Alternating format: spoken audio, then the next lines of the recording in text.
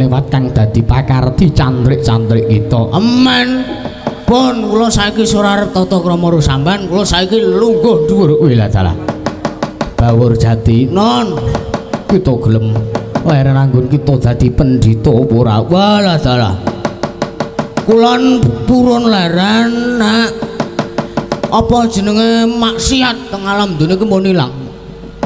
Saniki sir sampean pripun nek pancen kita ora gelem leren kita bakal ulun pidana tak cemplungake ning kawah Candra di muka tanpa pangapura selawase urip. Mang jajal ning ampun kaget lho Wiladalah. Nek pancen kita ngeyel murgake tampan ana guntur geni guntur angin mang tamakke nganti tumama kula nyembah karo sampean.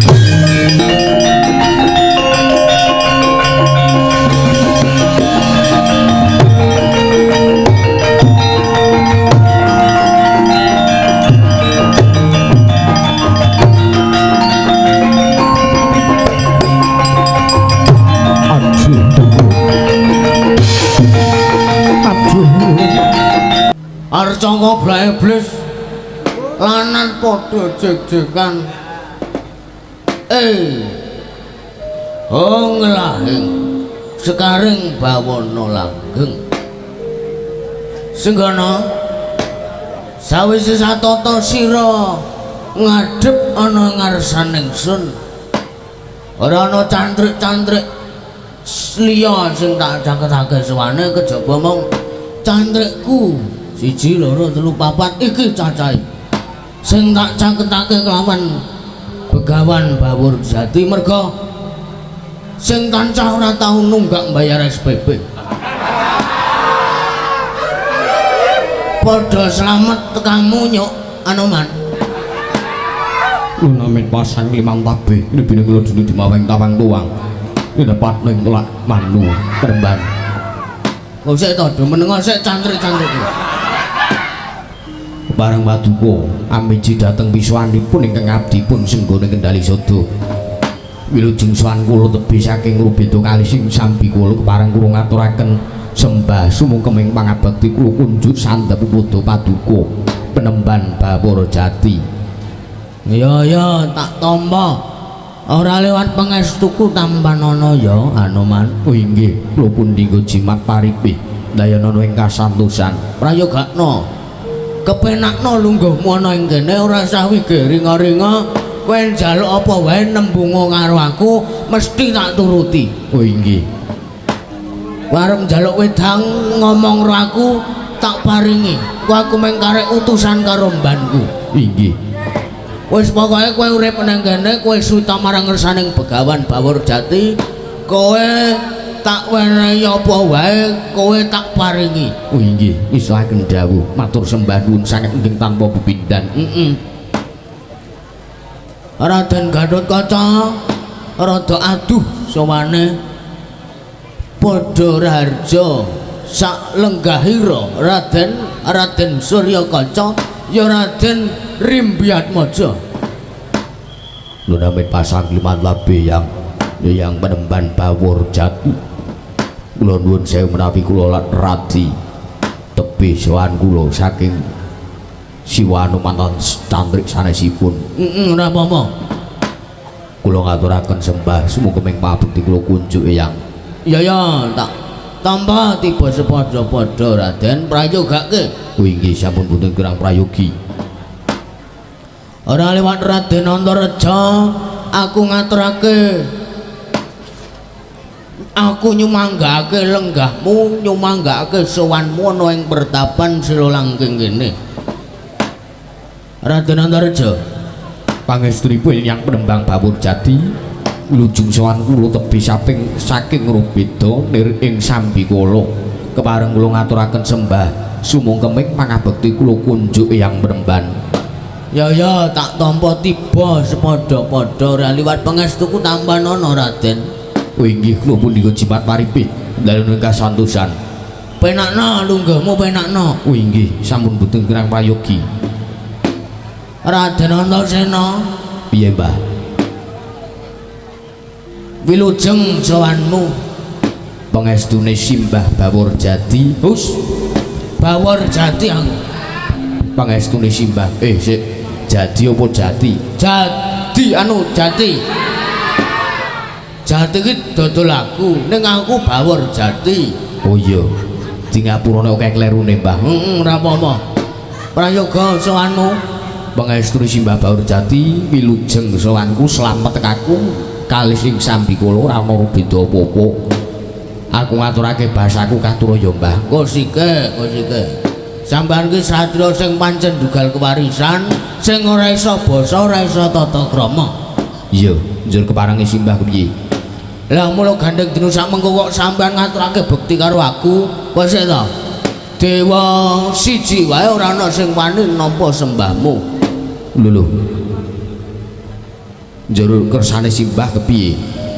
Sing gedhe pangapuramu, pengas apa sembahmu ora tak tampa belum.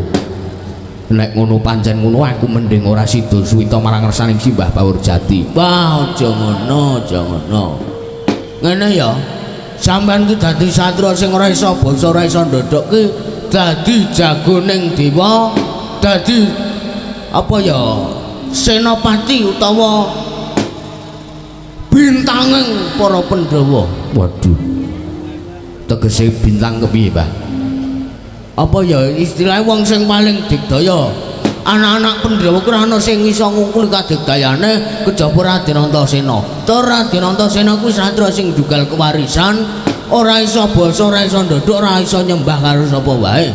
Lah kok sampeyan ngaturake bekti kelawan Begawan Bawor Jati sing mung pendhita gunung iki, sing mung pendhita mung arep golek sorban nyandake mung kresek ireng. Kok sampeyan ngaturake bekti karo aku ki apa rangko aku mengko kuwalat? Kuwalat saka ngendi, Mbah? Mergo iki sing dadi karepku, iki sing dadi tekad atiku, aku suwita lahir batin karo Simbah Bawor Jati. Wah, piye ya? Berat iki. Ya wis saiki ngene wae, nek kowe ngaturake bekti karo aku, sembahmu tak tampa ning pengestuku go tampanono lan aku ora lahir batin nampa sembahmu lan aku go ora lahir batin mana pengestu karo kowe.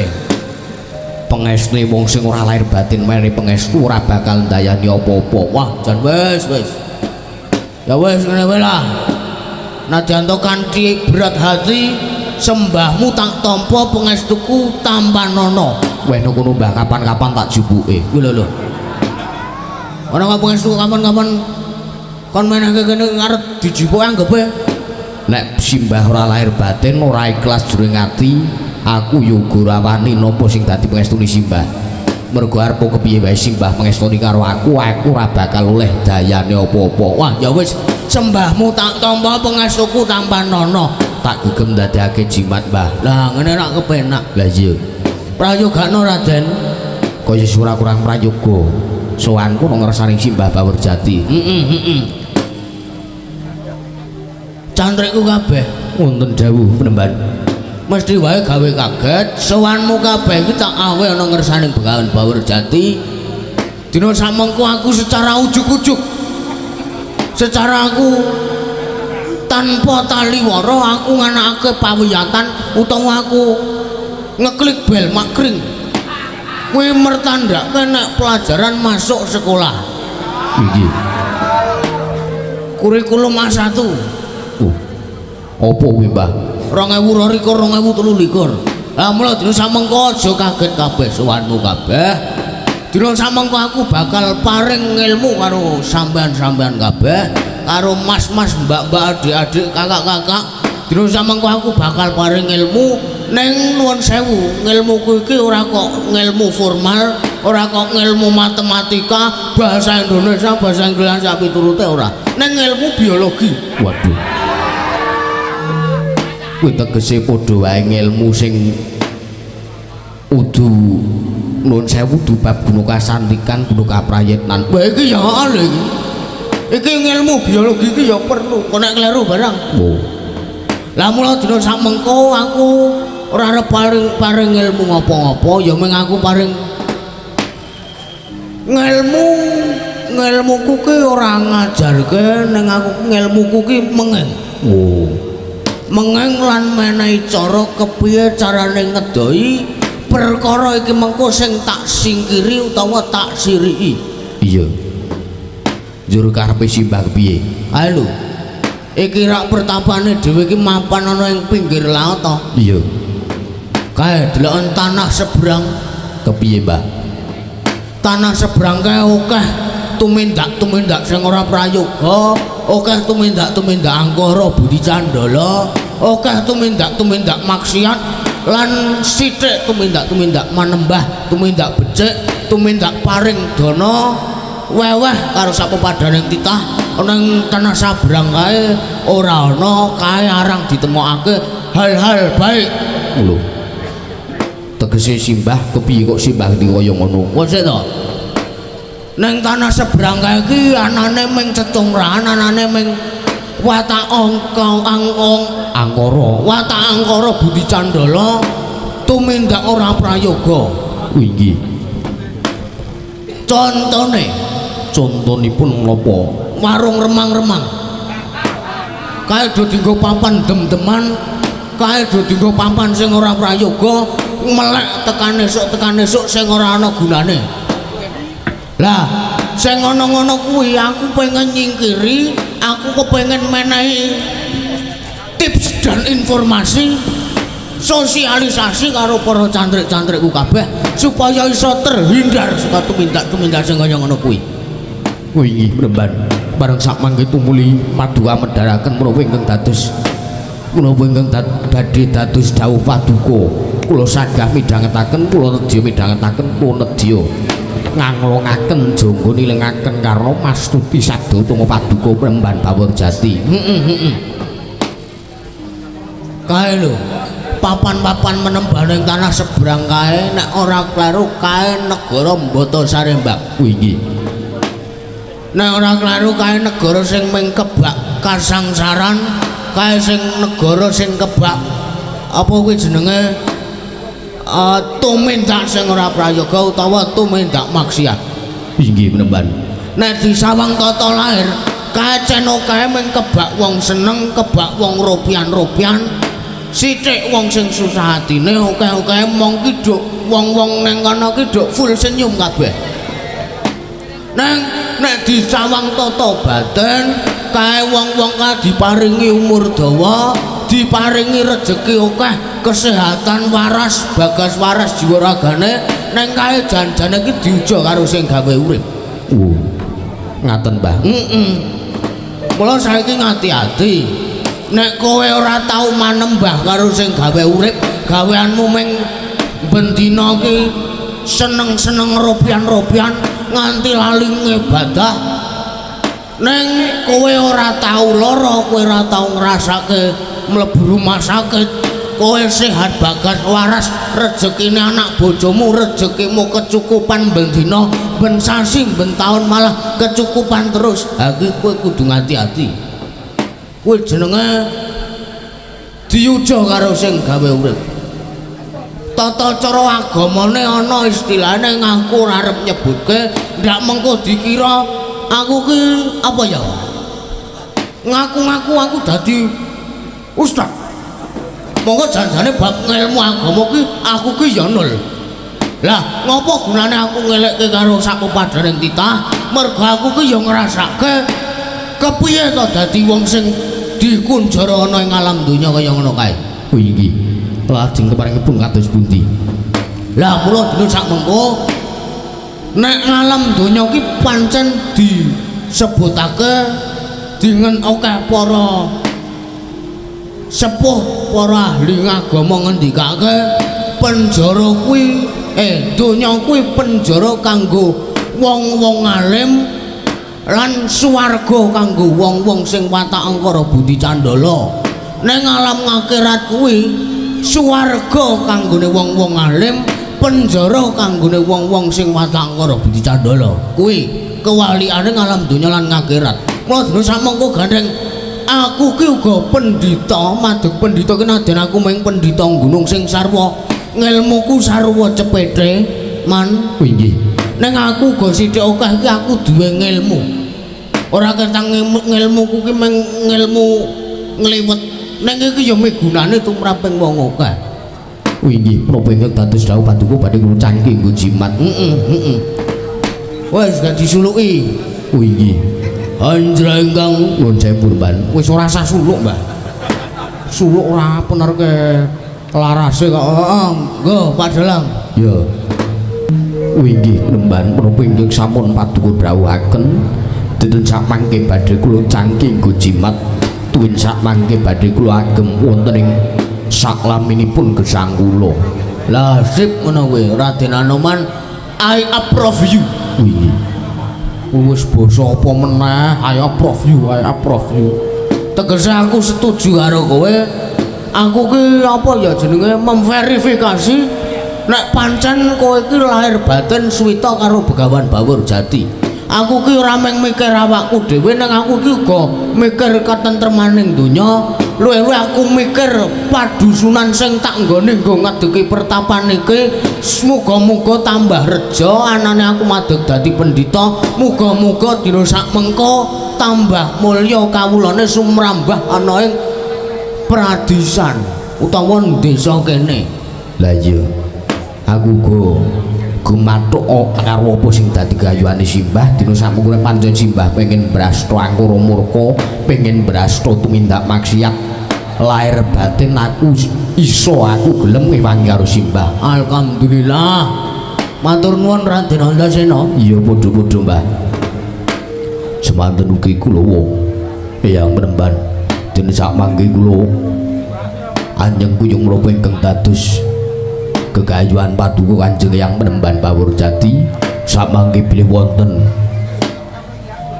pacoban utawi wonten alanganipun menapa kemawon kula sak mangke sagah nandhangi Lahir batin Raden. lahir batu Simbah.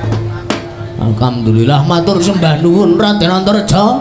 Semanten ugi kula sagah lahir batos gandeng kula sampun lahir batos suwita dhateng panjenengan kula sak mangke lahir batos ugi ngayomi dhateng gesangipun para cantrik-cantrik sanesipun wonten ing pertapan Sila Langging. Kula ugi ngeman dhateng gesangipun panjenengan Paduka Kanjeng Eyang Penemban Bawur Jati. Sak mangke menawi kasempya ing aradan menawi wonten menapa-napa ingkang wayah pun Antaraja mewah kadang-kadang kula anem Dimas Gatotkaca mewah Dimas Antasena mewah Siwanoman sagah anandhangi Eyang Bawur Jati.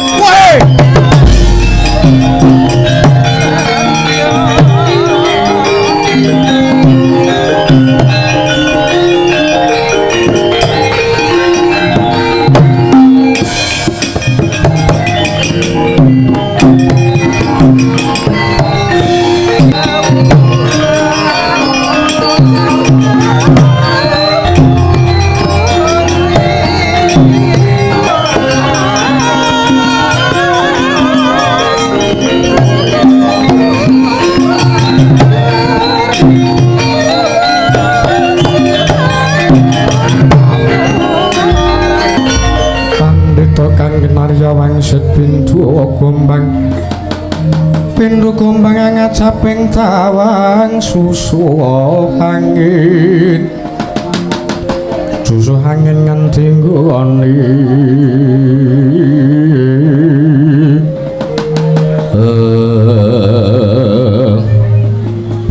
Ora iki janjane ning apa to?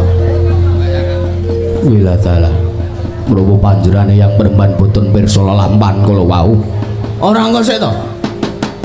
Aku weruh nek ana raja sabrang sing sowan mrene tanpa tata krama joget-joget ngadeg ngaglah bergagah nang ngarepanku capeng karo ngelinting klambi.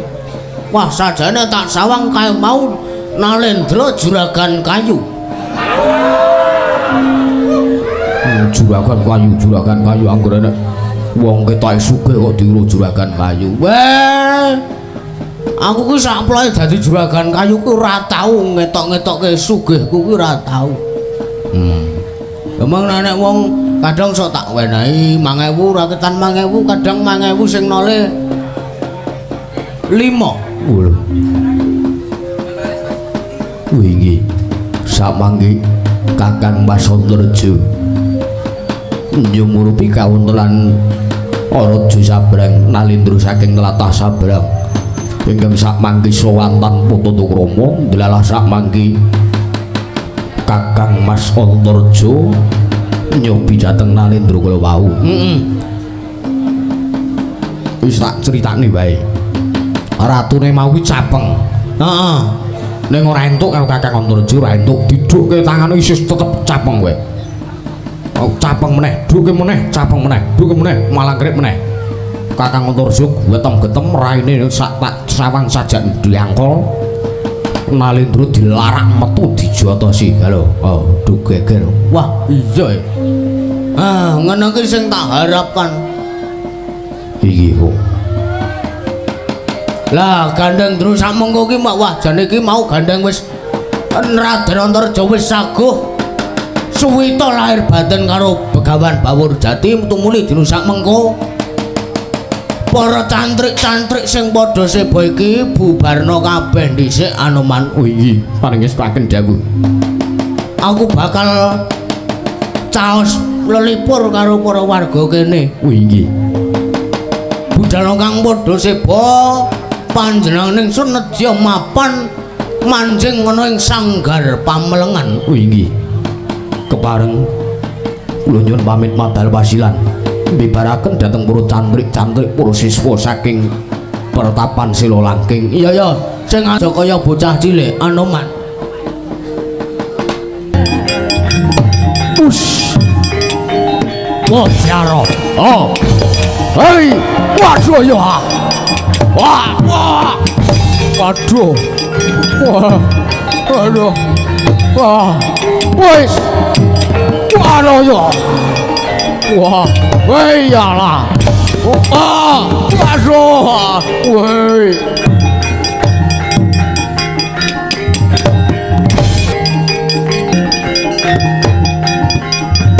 Us. Wah.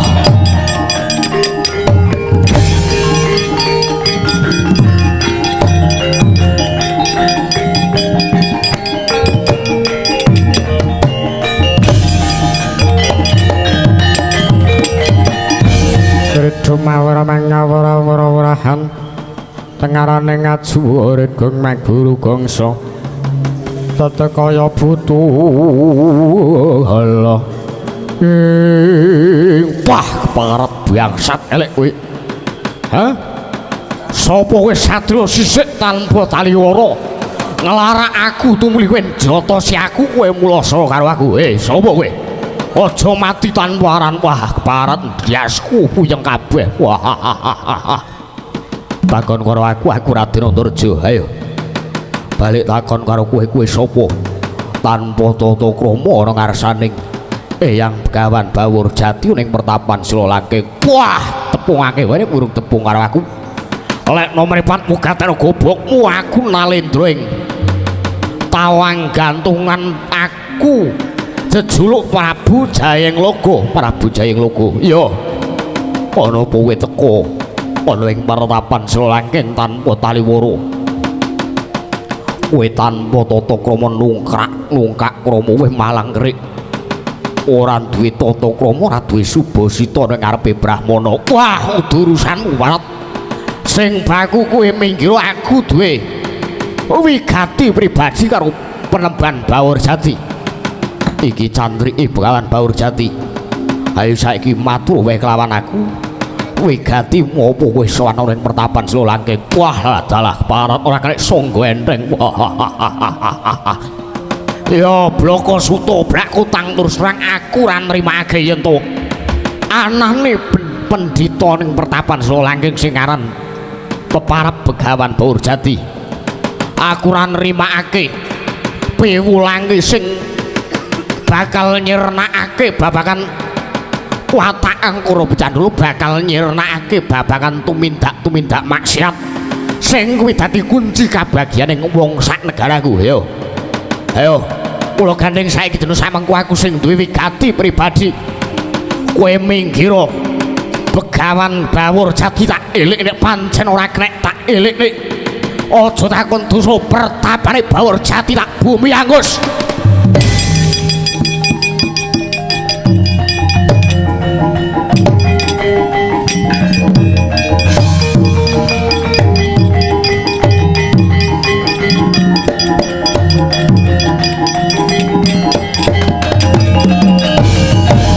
Muntablir ngelap duka yayasin hipi netra kocak ngontar andir kemlewat ucapmu kaya ngregem jimat kaya wani dilat pesiabang keparat. Ayo nek pancen mung kaya ngono sing dadi antos gegayuhanmu kowe pengen ngelingake marang Eyang Mremban Baurjati sing ora duwe keleru. Mangerti dina sakmengko gegayuhane Eyang Baurjati kuwi becik, gegayuhane Eyang Baurjati kuwi apik. Ya kepengin musnake tumindak maksiat ana ing alam donya iki lan nuwuhake katentreman. Ora urusan. Sing penting aku bahagia. Kowe rasah rapopo. Ayo. Minggir tandane Degan Baurjati. Ayo tanding ora putune sik. Antarja iki walah dalah.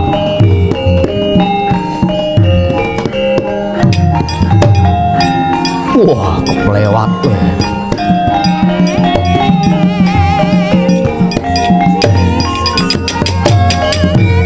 Wush. Wah. Wush.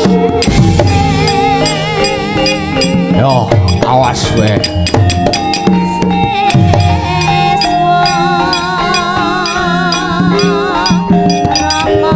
Waduh, walah.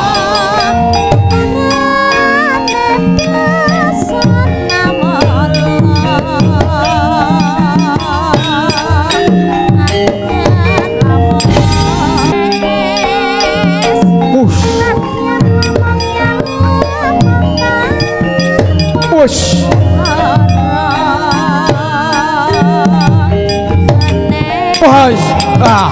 Wah. Wush. Wela dalah. Jelai. Wah. Waduh. Woi.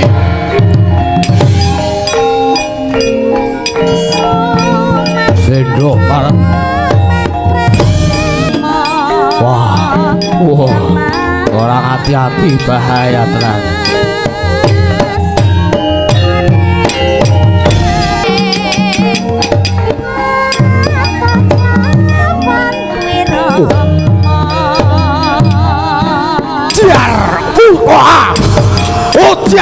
Jar. Wah. Wush. Hoi. Wah, sandak siramu. Iyalah. Wah, edian abot. Woi. Wah. Wah, jaro.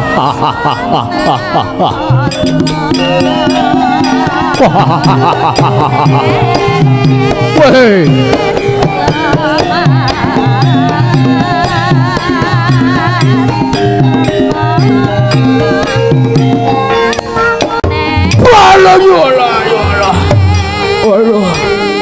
Yolah. Waduh. Mati ah. Iya. Waduh. Yolah. Ampun, Waduh yo. Wah. Waduh. Wes, waduh, ya Allah. Wih, ya Allah. Walah, walah.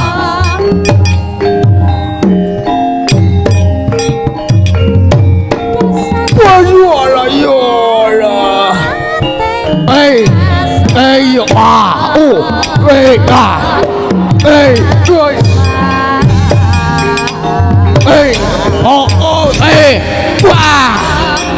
wah, edan.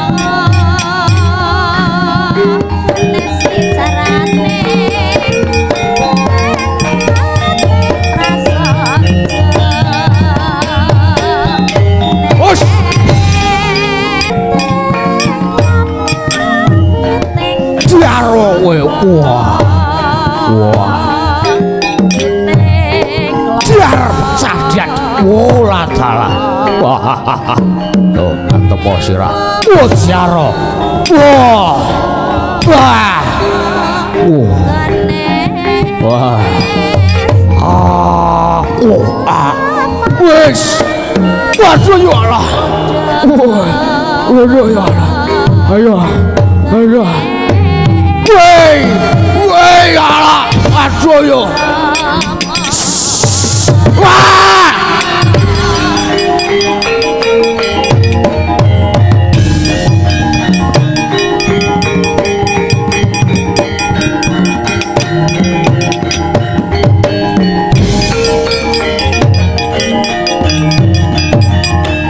Wey, waduh edian iki.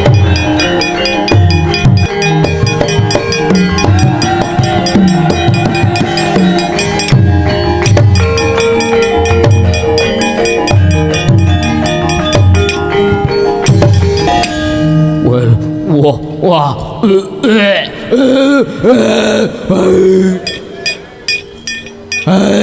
Sar.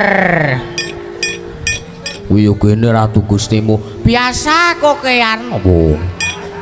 Ngombe ra duga-duga kok. Wah iya. Wah, kok ngono kaya dibanteng. Waduh. Mati aku kok wiladara. Wah, pripun? Kabul kausanane sampean gune sampean sewanteng pertapan. Sira langking. Kabul wusanane sampean gune sampean sewanteng pertapan sira langking dos pundi? Wah, lah dalah parat. Ora kanyono-nyono aku. Lagi wae mlebu ana ing tengahing pertapan. Bro sak mengko aku urung sempet urung kok bersak pejagung karo pendhita sing peparep Begawan Baur Jati kuwi. Lah pripun? Ketemu tenan, ketemu kok. Jenengan ngertos wujude, ngerti? Matane gedhe, cangkeme jembar, kaya kowe, Gus. Centagak niku cangkeme jembar, ning nek dilokke cangkeme jembar ora gelem. Ngoten niku sipate tagok. Lah iya. Wah, jan. Aku lagi mlebu karo joget-joget wae mergo sing wis dadi watake Prabu Jayeng Logo anggere ana ngendi wae mesti joget mesti guyu. Lah nggih. Wong sampeyan niku tukang guyu, Mula awake gering. ha iya. Merga wing entek dienggo guyu. Ha iya. Ngoten niku le. Wah iya. Kepanggih sinten sampean? Wah aku urung sempet. Aku lagi wae ngadeg. Lagi wae midak sikil ana ing telenging pertapan ana ing tengahing pertapan, Jero sekolahan, masuk kelas. Lah iya. Aku malang krik ngene iki tanganku krasa diudukke. Aku malang krik meneh tanganku diudukke karo wong meneh. Lah niku sampean tegese pun nungkak krama. Ora nungkak krama piye? Mergo pancen derajatku ki nalendra. Wis sak mesti yen aku sowan yang pendhita gunung ki tata krama ora sah dienggo. Mergo ora perlu ngajari pendhita Nadyanto kuwi derajating brahmana. Arep aku ki nalendra ning aku ora perlu ngajeni karo pendhita gunung sing kaya ngono kuwi. Lah nggih pun. Terus niki kersane pripun? Walah dalah. Urung sempet urung kobraku omongan karo Begawan Baur Jati aku dilarak awakku saka mburi. Dijotosi aku gok. Agya trisang kabirang urinang kuwal kinempet-kempet dosang reknaning bawana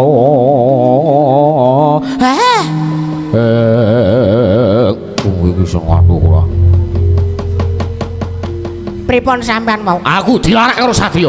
Satriya namine sinten?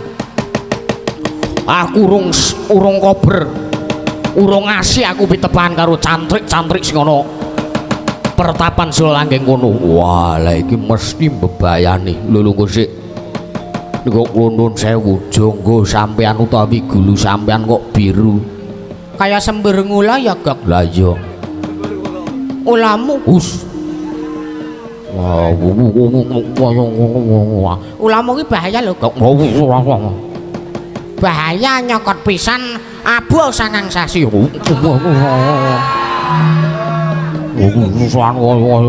Iki ya perlu ngene iki. Wes ora. Genah kuwi sinuwun Prabu Jayang Loka di apa jenenge disembur karo ula. Ha iya. Wah, jan mesti iki niku pertapane teng tengah alas to. Iya. Pinggir laut iki kok. Lah nggih. Ngalas ngarep niku tengah enten pertapan. Lah niku pertapan Sulanggeng. Iya kok. Wah, lah jan Satriya sisik iso ambles iso indlep barang. Wah, lah dalah saiki aku ora ngerti ana ngendi dununge Satriya kula mau. Wah, lah sapa ya lung? Kepiye mau ciri-ciri gathake kepiye? Satriya sisik. Satriya sisik Iya. nyembur. Iya, nyembur awakku waras kabeh. Lho, guluku biru. Wah, niku Raden Antareja. Wah, niku pun bebayani. Lah iya. Niku nek sampean pun minangke kalih Raden Antareja niku sampean kudu ngati-ati. Mergo nek sampean mboten ngati-ati, Mengke ora wurunga sampean mung disembur. nek pun disembur Abuh sangang wulan. Sengamu yo ngono iki. Ora wayahe kaya ngene. Wayahku kok, Gok. Wah wis semono. Angger ana metu raja sabrane iki awake dhewe kudu ngerol. Nek daratur kula mending sampeyan nggone ndeni gegayuhan pengen ngurungake Bawur Jati nggone dadi pandhita mang Wurungke kemawon. mboten sandadak arep meksa Bawur Jati. Kon leren le dadi pendhita. Lah nggih niku leres.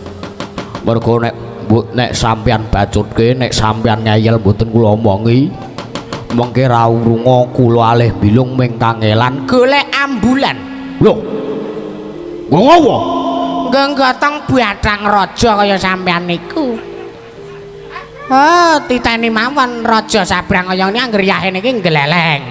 Jogetan ning titeni wae engko jam 1 modar. Pun kena dibethek lakon-lakon ngeten niku wis cangkemmu ora urusan kok wonten dawuh aku tetep arep ngentekke cantrik-cantrik Bawur Jati. Sepiro to kadidayane itu diukur karo kadidayane Prabu Jayeng Loka nalindring tawang gantungan. Wah nggih niki lho. Wis ora kenek dielekke lho. ya apa boleh buat. Lah iya. Wong direwangi nukake sepeda Krypton ya dielekke angel. Lah ya wis. Ket wingi iki nglakoke, ket wingi awake dhewe ngelekke wong ngeyel terus ya kok. Lah ya ora apa-apa. Orang bengi telung bengi iki. Lah ya wis apa-apa.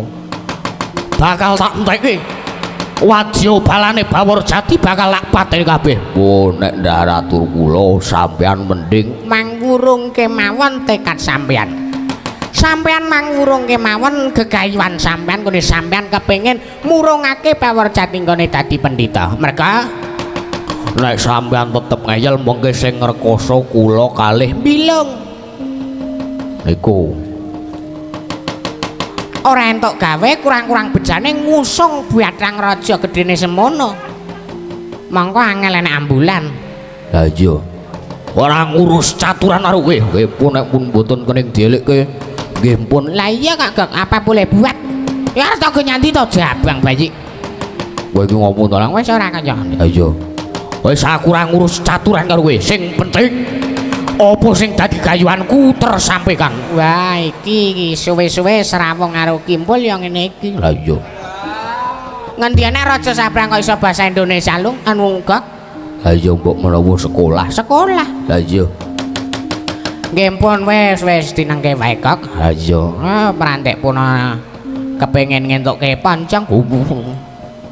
Wis ngapoyong rasa Wah, yakin iku. Nek nek tak sawang iki suwe-suwe ya ayu. sapa? Mega.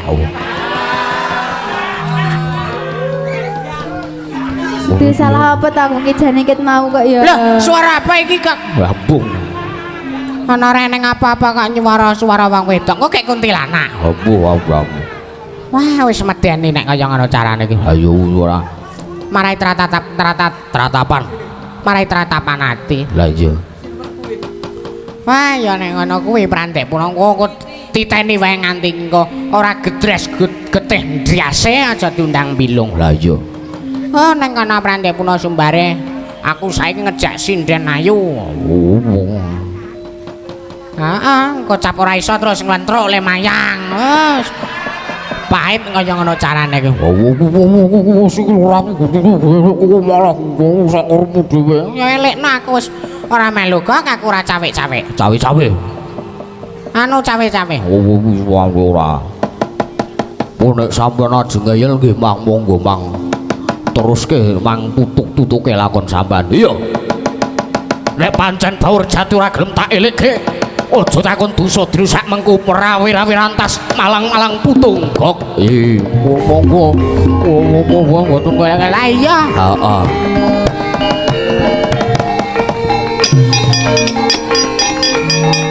Wah.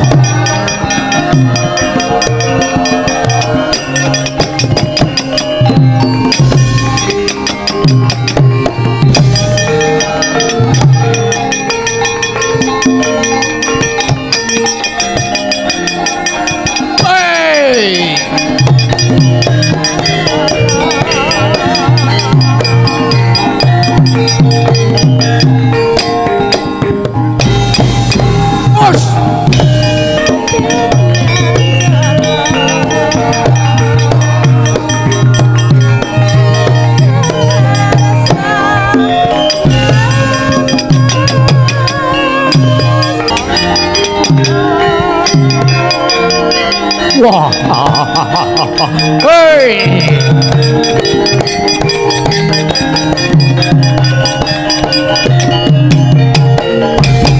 Hush. Wah.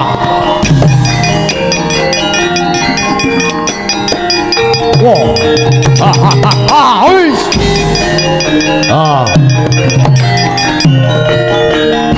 Ana dongeng enthek-enthek si panunggul paten nono panunggul apa dosane ngungguli mring sasama aja tindak kualat.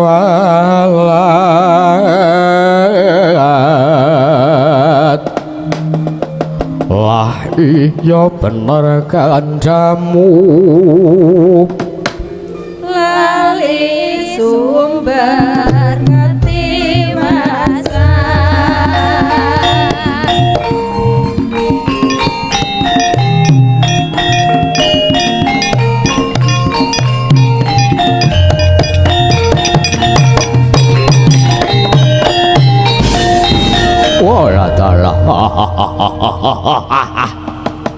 Wah, urung rampung nggonku campuh karo Antarjara teko iki aku dicegat munyuk putih. Tak sawang rupane tuwek ora sebene. Wah, dalah kowe sapa kowe? Takon karo aku Senggono. Senggono, ya Anoman, ya Anoman. Ya Mayangkara, ya Mayangkara, ya Maruti. Bangset jenenge akeh banget. Wah. Wah, dalah ngomong medhuwe karo aku. Ayo. Kowe mau tanpa tata krama ana ngarepe Begawan Bawur Jati, ayo saiki aku bakal njaluk pirsa karo kowe wigati apa kowe tanpa tata krama ngaglah bergagah malang krek ana ngarepe Sang Mremban Bawur Jati. Wah, dalah iki padha ndene. Wah, aku tunggal Antarja iki. Wah, arep mulungke niatku nggonku pengen mulungake Bawur Jati nggone dadi pendhita. Nggonku pengen ngemutake karo Bawur Jati sing dadi pendhita. Apa apamu? Ngopo dadak Bawur Jati kudu tok kon leren le dadi pendhita? Walah dalah. Mergo gawe cintraka tumraping negaraku ya ing tawang gantungan. Walah dalah. Apa pancen ana waler sing ditrajang karo Sang Begawan Bawur Jati? Ora ana lho. Njur kowe kepiye kok muring-muring ora arepane senggono kowe tanpa tata krama sowan marang ngersaning Begawan Bawur Jati? Walah dalah. Kowe ngerti apa ora Bawur Jati arep nyingkirake sing dadi kunci kabagyaning wong sak negaraku. Mergo wong sak negaraku senengane padha tumindak molimo antarane tumindak maksiat, tumindak angkara bejandul. Ateges Bawur Jati bakal mateni karo uripe kawula sak negaraku. Wilah dalah. Ayo saiki bali yo. Nek kowe pancen gelem bali dina sak mengko kowe sisa tak elekke. Kowe gelem dadi apik apa ora kowe manunggal nyawiji karo Begawan Bawur Jati? Ora bakalan. Ayo kowe minggira. Aja ngalangi karepanku nggonku pengen medhuki karo Begawan Bawur Jati. Ayo. Ora sawani karo Bawur Jati. Langkono bathange Anoman dhisik kelakon kowe ketemu Begawan Bawur Jati. Wah, setan kowe.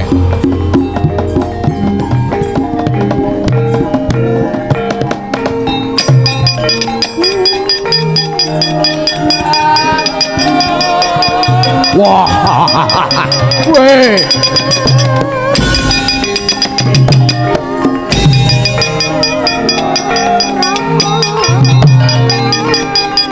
Wes, wela. Marep rene. Wah. Waduh ya Allah.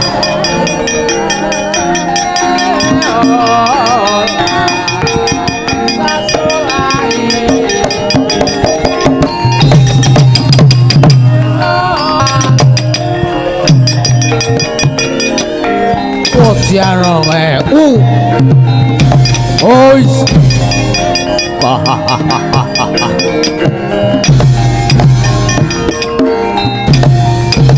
Ush. Yo, wah, padha ndene kaya Antarja.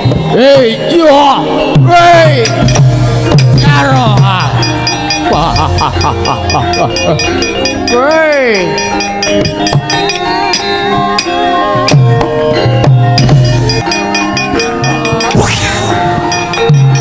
Wah,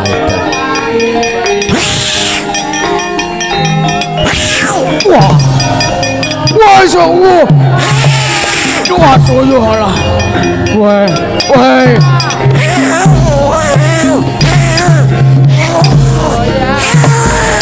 wah.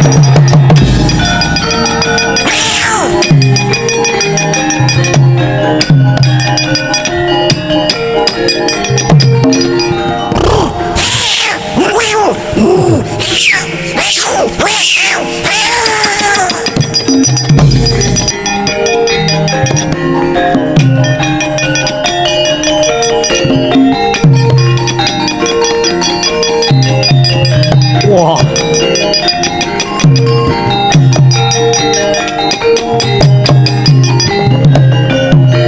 Wah. Edan kok pripun? Kalah sampean. Kalah bagus, kalah bondo. Wah, mundur teratur.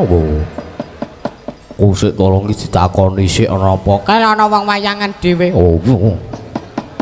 Ting ting ting ting krungu kok kene, Gong. Bapakmu kae, Gong. Oh iya wis. Wedan, Gong. Wah, aku lek Antarja ora ketemu, aku ketemu karo munyuk putih. Anoman. Iya. Ya Senggana, ya Sang Resi Mayangkara, ya Maruti. Wah niku jagoning dewa. Apa iya? Nggih, wah wong liyan niku wah wis medeni. Medeni piye? Ana Prabu Dasamuka ngobong alengka niku dhewe lho Anoman niku. Oh. Apa iya? Nggih. Walah salah. Duk nalika jamane Yang Prabu Dasamuka dhisik. Ha nggih. Sampeyan dereng lahir, sampeyan dereng digawe mencereng. Oh. Wis ngamu kaya ngono. Leres niku. Aku sampean malah kepethuk kalih Hanoman. Wah. Hanoman iku dhisik kejaman yang sampean Mbah Buyut sampean Prabu Dasamuka niku pun tiktaya jaman semonten nggih pun usiane nggih kira-kira patang opo? 44. Nggih pun rada tuwa ning ya ora tuwa banget setengah tuwa. Ha iya. Anoman kuwi nggih, mula nek sampean kok saged kula elekke, mumpung lagi ketemu karo Anoman, Anoman iku pun ngeri. ora urusan. Lho, nggih pun mboten saged kula elekke nggih pun. Ajeng wangkot nggih pun mang maju mawon mengke sampean modar nek maju. Wah, dalah kok. Wonten dawuh. Walah. Aku duwe aji-aji. Aji-aji ni sampean apa? Aku ya duwe pusaka, aku iso nyokot kaya Anoman. Hei, siung pengapit. Ya gigit mungsuhku ora panas awe aja diundang Prabu Jaing Loko. Walah niku. Nggih pun nek pun ngayal diomongi nggih wong jaba mawon sedaya pusaka sampeyan kula mboten aja malu-malu. Apa kuwi? Siung pengapit. Hei, mapane ning kene iki. Siung gak duduh-duduhke. Aku ya duwe siung ning ora tak duduhke. Oh, lekas sarune. Men gak lho, anu gak. Aku ki dicap saru ya ora apa-apa, mergo mbilung ki saru ngono ora apa-apa. Oh, wae. Po nek sampean boten kenging kula elekke, sampean boten kenging kula emotake. Mang maju mawon nek sampean pengen modar. Wow. Aku pengen jajal karo kekuwataning Anoman. Sepiro to kadidayane Anoman karo aku kuwi? Pun. Ayo Kak mulih wae Kak. Oh, iki Ratu Gusti awake dhewe kok mulih piye to? Dielekke ngangkel banget Diomongi Gusti Dewi anu niku mboten stresno kalih sampean ngayal kok. Wis dilakon ngombo lakon tanggal aku. Ya ngen Kak Long. Awake dhewe iki ket dhisik ngetutke Raja Sabrang ki cacah wis pira wae? 144.000. Oh. Wah, wis akeh banget ning sing dielekke ora ana, sing kenek dielekke ora ana. Iki ngono. Agi arep nemu iki mau wis arep kenek dielekke. Oh. Ning tak ajak-ajaki ro cangkemmu sing kaya boyo kuwi. Pas diamangi panjang ki ra seneng kowe gak. Wis mundur wae. Cangkemmu. Wah, blasmu muten nek sedeng. Rekake watu. Kae watu, monggo gurjane gur anu salting. Wis. Nek sampean mboten kula elekke mang maju mawon mboten napa-napa. Wah, dalah. Hak gigit siung pengapit Anoman ora kalah. Orang gletrak kuandare aja diundang Prabu Jayang Loko.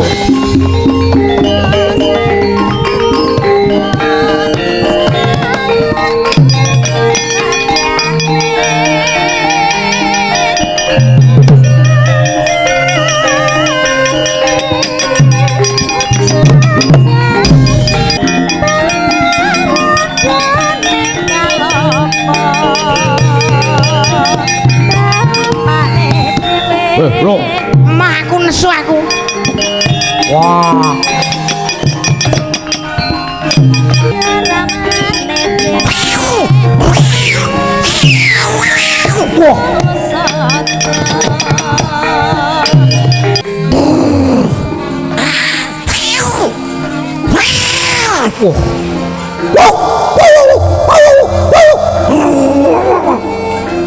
Wah. Wah, ngudulanan wae apik iki.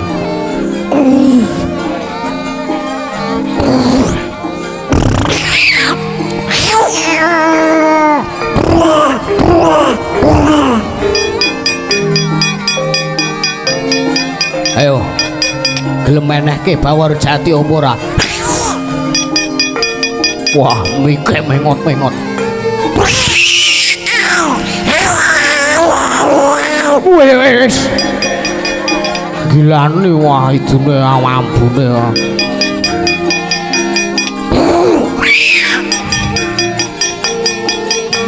Ayo. Pak teteris piro kadigdayanmu?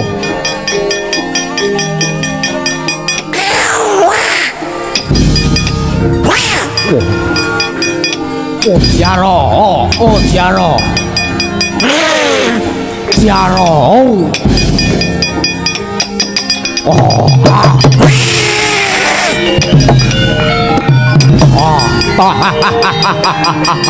hey.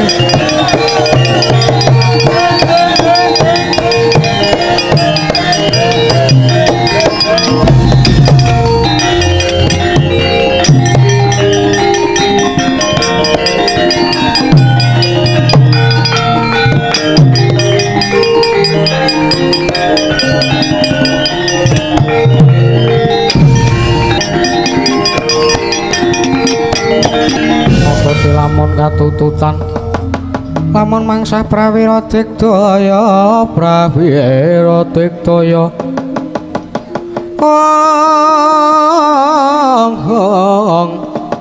ronangguna magawe gelar ira wang wiladalah iki Siwa Anoman mundur wah yo kene wowok gulumu gudres getih. Aduh, nggih kula nyuwun pangapunten.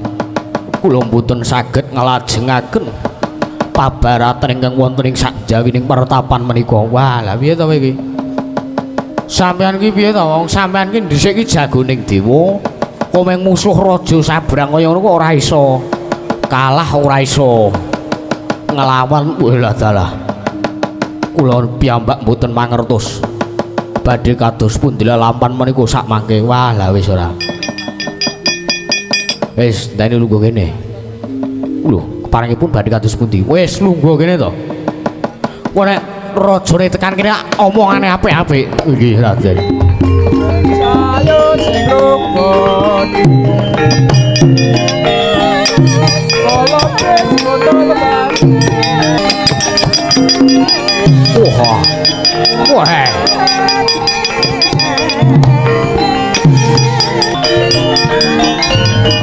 Wala dalah. Anoman minggat jebule ndelik nang mburi wong nom-noman lho iki. Sapa kowe? Aku ki cantrik pertapan Selolangking, aku ki putra Pandhawa. Aku Raden Antasena iki kakangku, Kakang Gandutkaca. Iki anake Bapa Werkudara. Kok kowe ora ngerti apa olehmu dadi raja urung suwe keparet wani ngarani sing ora-ora karo Prabu Jayengloga. Walah dalah yo ndi Bawur Jati. Wenehno aku ratu wenehe aja takut sak klecak kabeh gigit siung pamit kabeh. Wis iki. Ora sah waton kemlewat. Ora sah dadak kowe arep nandangi.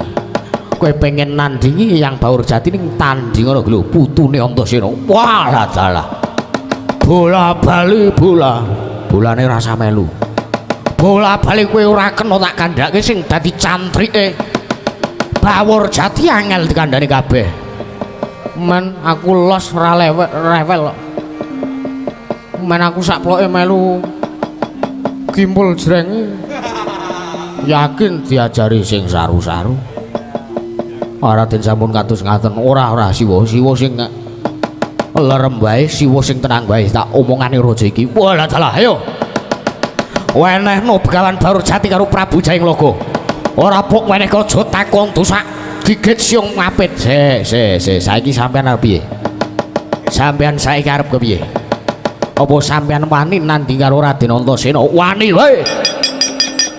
Ayo saiki nek sampean pancen wani, sampean wani nanding karo Raden Antasena, saiki tak takon. Batangan cangkrimanku, bedheken cangkrimanku. Ayo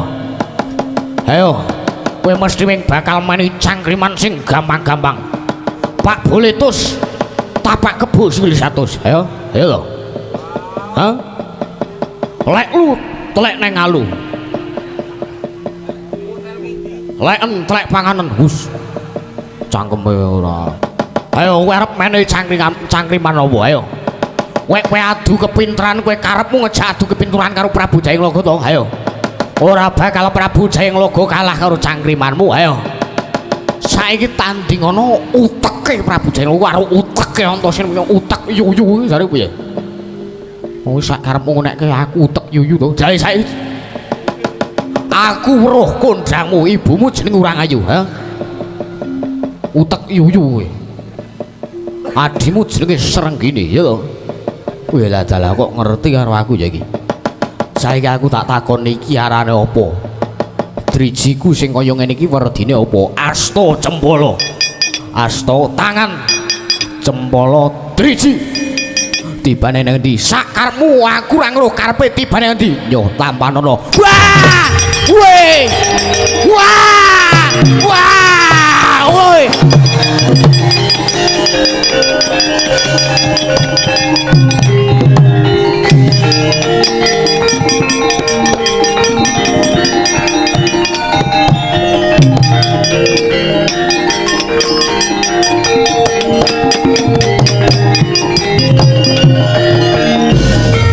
Wis beres.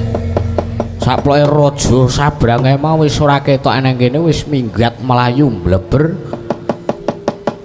Arep isih ning sak jeroning mertapan sing penting awake dhewe ora weruh kuwi wis aman, Kang. Lah iya Dimas. Heeh. Saiki ayo saiki awake dhewe sowan yang Menemban Bawur Jati. Matur nek kahanan wis aman, kahanan wis ora ana apa-apa. Ayo tak derake Dimas Kandasena. Lah iya ngono lho.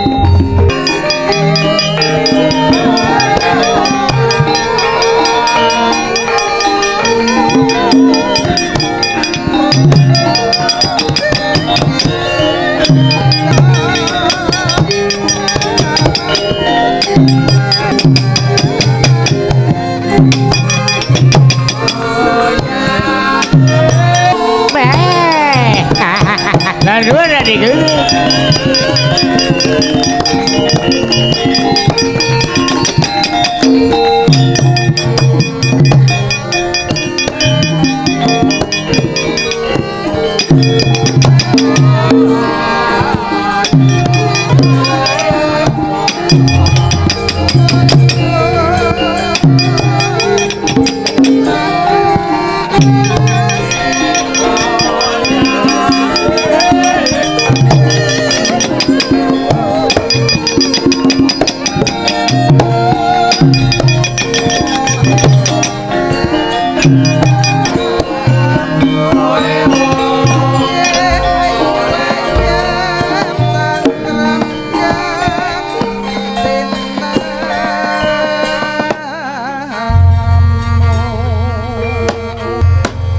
Mastunomo Sidam Sekaring Bawono Kakang Narada Kakang Resi Kaneka Putra Wengencang Marudayang Mak bolong kali codhe sapa sing gawe nangka bosok dikobyok ari betone lho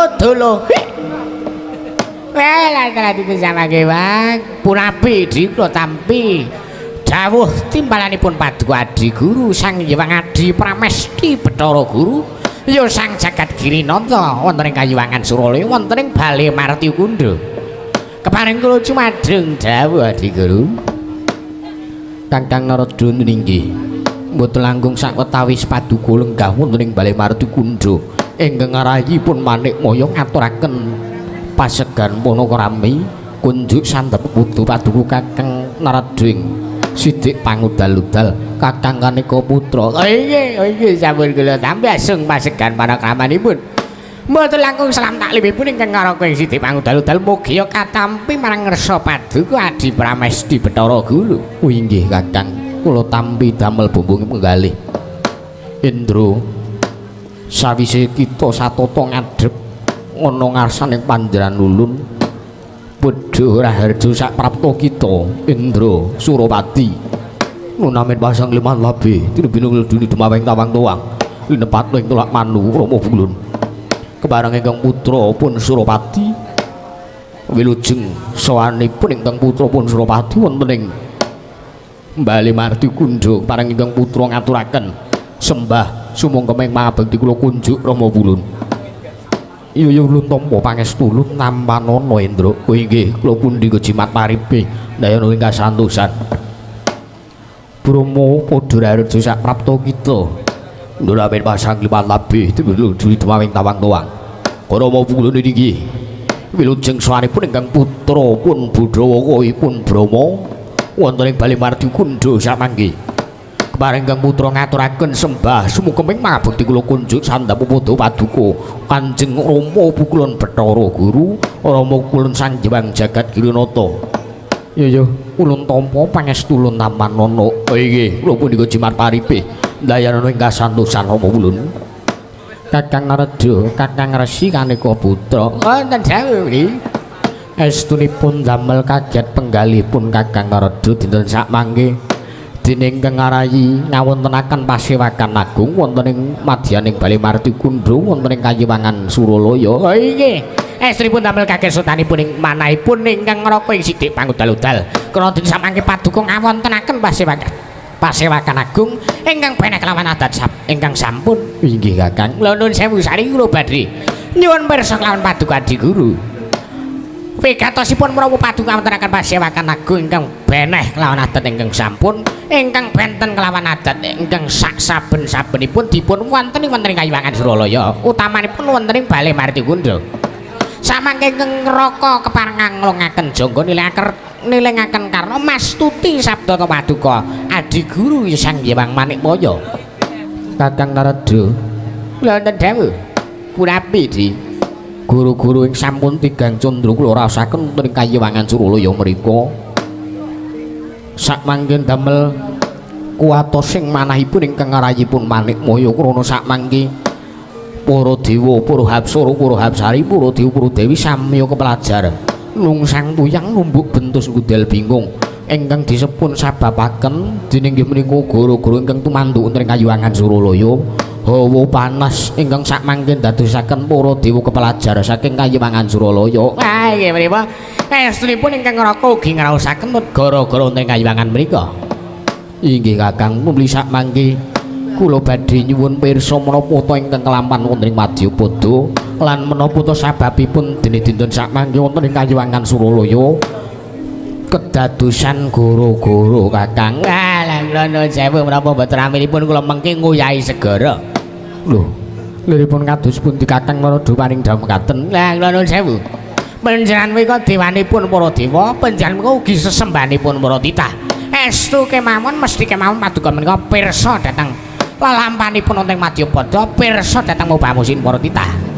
Nanging sakmangke Kakang ingkang rayipun Manikmaya ndeng boten saged naliti menggah menapa ingkang dados sabab gara-gara wonten ing Kayiwangan menika. Wah, lah kula nuwun sewu lho, sakmangke kula jlentrehaken keriyen. Kula jlentrehaken penyap ingkang dados sabab gara-gara menika tumanduk wonten ing Kayiwangan Suralaya menika kula jlentrehaken rumiyin. Inggih Kakang, kula sumanggaken sepisan. Gara-gara wonten ing Kayiwangan menika saged dipun sababaken krana wontenipun lemah sangar Kayiwangan wonten ing alam Madyapada. Menika dadosaken gara-gara wonten ing Kayiwangan Suralaya utawi wonten ing Kayiwangan. Inggih. Nanging samangke sareng ingkang ngraka naliti wonten ing Madyapada utawi wonten ing alam donya menika, wonten ing jagat menika boten wonten wujudipun lemah sangar tuwin Kayiwangan. Mesti kemawon menawi wonten tartentu samudipun bedol dening para Jawata kinarya umpaking Bali Marti Kundra. Inggih Kakang. Lajengipun kados pundi? Angka kalih. Ingkang dados sebab gara-gara wonten Kayiwangan menika tartentu wonten pandhita ingkang nedheng nglampahi tapa brata wonten ing telenging alas utawi wonten ing telenging guwa. Nggih pokoke pendhita kala wau nglampahi tapa prihatin ke awake dhewe, prihatinke diri pribadine. Inggih Kakang. Ingkang pungkasan gara-gara wonten Kayiwangan sudah saged dipun sababaken inggih menika saking pamotrahipun titah ingkang nglangkungi dhateng kabisanipun. Menika ugi dadosaken gara-gara wonten Kayiwangan.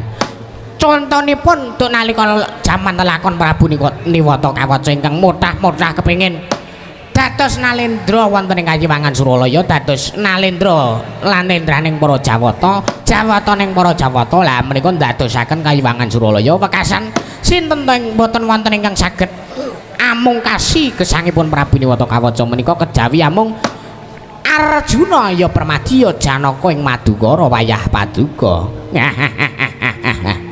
Nuwun sewu Kakang. Sakathahing sabab ingkang paduka dawuhaken kelawan ingkang ngarayipun Manikmaya sakmangke boten wonten ingkang sami. Walah saniki ngaten. nek ora nek sing padha sing kula aturake kalih panjenengan ateges panjenengan menika sing boten wasis boten awas boten wasis waskita ing esti boten katosaken dhateng mubah musik ing titah wekasan paduka lena saking kewajiban inggih menika ngatosaken dhateng para titah wekasan boten mangertos dhateng mubah musik ing titah ingkang raka ugi sampun naliti menapa ingkang dados sebab gara-gara wonten ing kayiwangan menika sakmangke nanging ugi ingkang raka ing sithik mangudal-udal wah mboten saged mangertosi menapa ingkang dados sebabipun tumuli sakmangke Kakang menawi paduka paring dawuh mekaten ateges Kakang Narada mboten pitados kalih ingkang rayi weh mboten melir mboten percaya kanten niku wong kula niku pitados kalih panjenengan lah saniki kula nuwun sewu sakathahing Jawata para dewa para dewa ingkang nglempak wonten ing Bale Martikunda wonten ing Kayiwangan Suralaya menika sakniki dipun takoni iki mawon pokok setunggal apa to sing dadi sebab gara-gara wonten ing jagat menika tumuli sakmangke saged mangertosi tumuli sakmangke paduka di Pramesti Brawa Gumiwah ingkang raka utawi jangkeping para dewa Indra kelawan Brahma utawi Yamadipati menika sakmangke saged dipun aturi saged dipun dherekaken supados samangke medhun wonten ing jagat. Inggih Kakang menawi tulung makaten Indra wonten dawuh. Apa kita duwe panemu kita duwe go vertikal menggah lakon sing tumandukna ing Kayiwangan. Oh inggih Rawa Bulun. Kebareng ingkang putra sawanipun Radi Nyaket. Iya, rada maju kene Indra. Lunamit pasang liman labih tribene lujune payung tawang tuwang Rama Bulun. Sewu-sewu kalepatanipun ingkang putra pun Indra pun Surapati tadah wadana sakmangke kula sampun wantun koma wantun matur marang ngersanipun paduka Kanjeng Rama kula niwanget Pramesti Bathara Guru.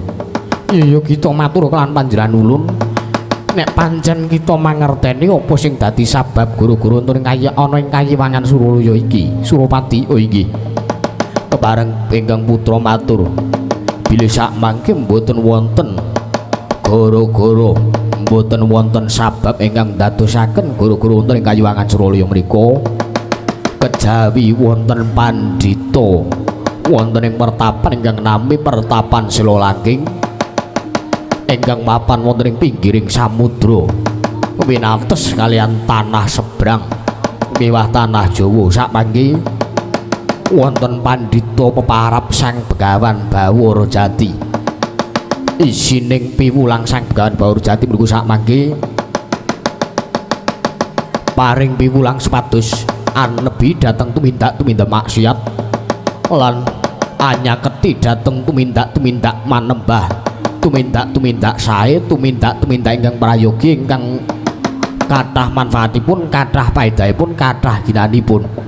Tulis sakmangke badhe kados pundi ingkang putra cekap semanten anggen kula matur sakmangke badhe kados pundi kersa paduka ingkang putra kantun derek Rama Pungkulun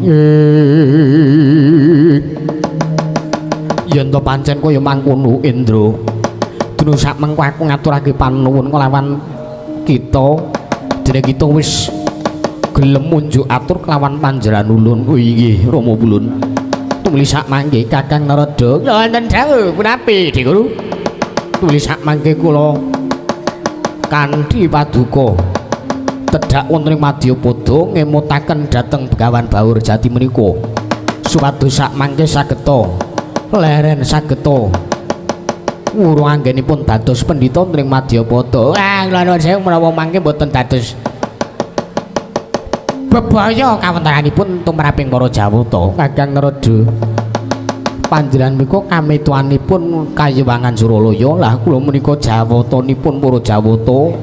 Kula menika Nalendra wonten ing Kayiwangan Suralaya. Nggih pun ingkang kantun derek napa badhe ngantri seklimawati kula saking Kayiwangan Suralaya. Iya inggih Kakang Indra lan Brahma ayu ndak kanthi mudhun ning Madyapada mrepeki kelawan kanane Bawara Jati. Monggo kula dherekaken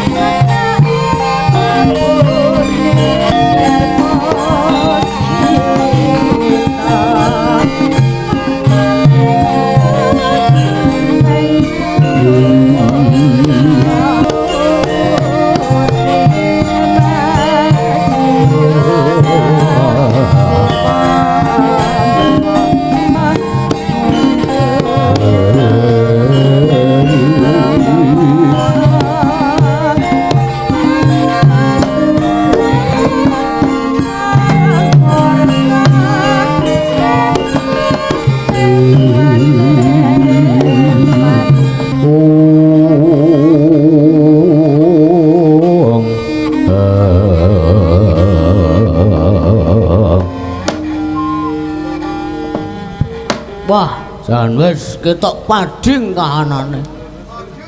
Pading bareng kabeh memala utawa kabeh pepeteng wis disingkirake saka pertapan kene.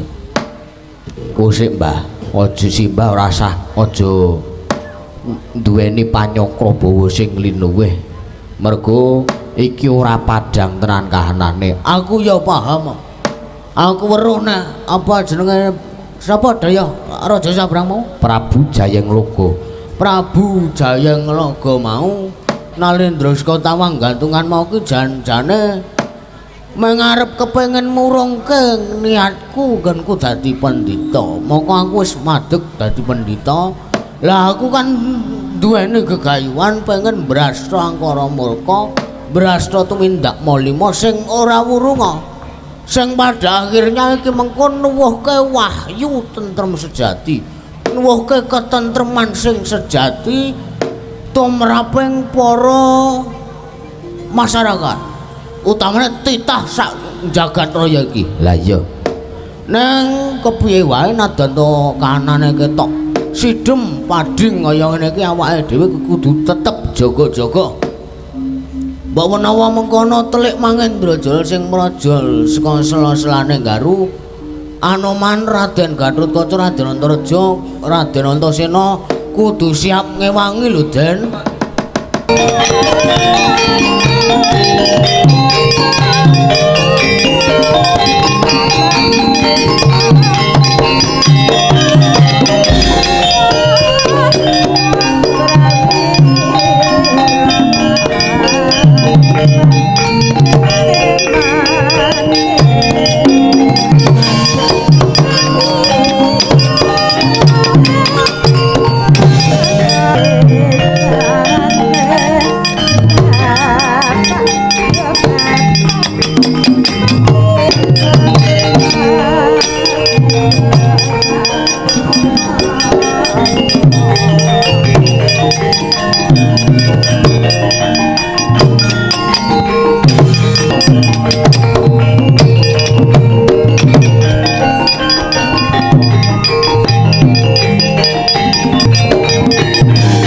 Dewaya nuntuna wong aprang, Wong aprang tias padha sarsaran.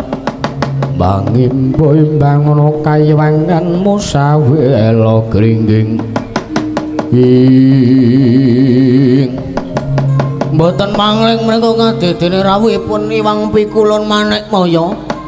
Oh Mas Tunama Sidam Sekaring Bawana. Apa pancen kita ingkang pandhita ingkang peparap Begawan Bawur Jati? Pancen leres mboten wonten kalih nggih mriki niki bilenggahipun Sang Begawan Bawur Jati wonten ing pertapan Sela Langking. Oh Mas Tunama Sidam Sekaring Bawana. Wih lah dalah. Lah kok teko wayah Ulun Antasena ana kene. Heeh Mbah. Eyang Guru aku pancen neng kene. Ya sawetara aku suwita karo Simbah Begawan Bawur Jati. Aku kepengin nyecep ngilmune Simbah Bawur Jati.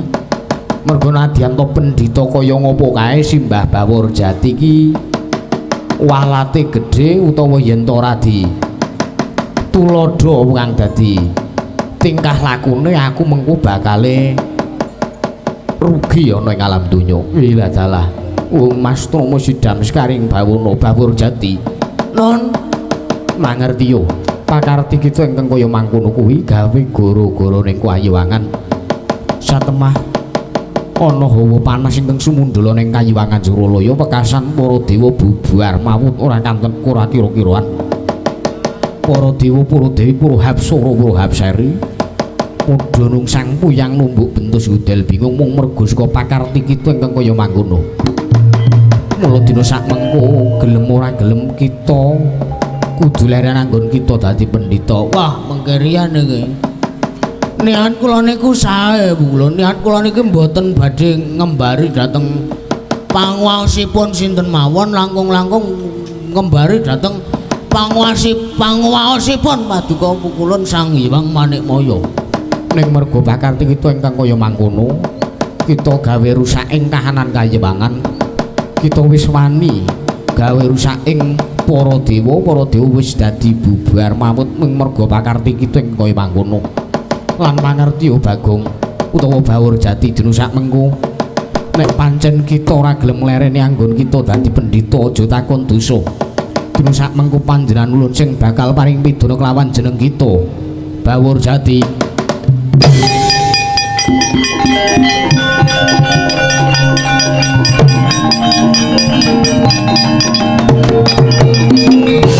Moncang kanjeng langit kelap-kelap katon lir genjang alis risang mabeh gandrung sabareng kadulung ukir moyak majik saking tias balewur ing bela dalah nek eyang guru kakekku kaya ngono kuwi lelakone nek kaya ngono patrape karo Simbah Bawur Jati aku sing ora trima lho tantrimaning kita kepiye Antasena kita maju ngaglah bergagah nang ngarepaning panjenengan ulun ngene Mbah ngene saiki ngene wae gampangane nek Simbah Bawur Jati ki duweni gegayuhan pengen brasta angkara murka pengen ngilangi pengen nyirnake tumindak maksiat ana ing alam donya iki apa kuwi kleru pancen mbuya ana salahe mbuya ana klerune nanging pakartine Bawur Jati ingkang kaya mangkono wis gawe gara-garaning kayewangan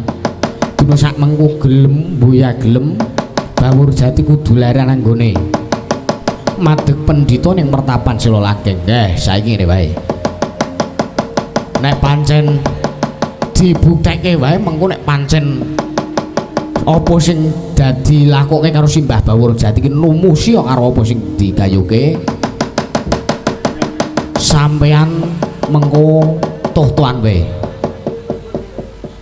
aja toh-tohan aku ki ora mulangke toh-toh botohan ngono ki aku ora mulangke merga bangsa tumindak malima botohan ki termasuk malima saiki ora usah toh-tohan ngono kuwi wela dalah waduh njaluk ngapura Simbah heeh aja baleni nah iya saiki ngene bae aku sing jaluke pangapura Simbah Bawur Jati ning sampean mang metu dhisik sampean metu sik saka jabaning mertapan wela dalah iya Antasena dina sak mengko yen to nganti Bawur Jati mbuya gelem murungake apa sing dadi karepane lan mbuya gelem nglereni anggone madeg pendhita aja takon dosa ulun bakal paring pidana kelawan Bawur Jati wis metu kok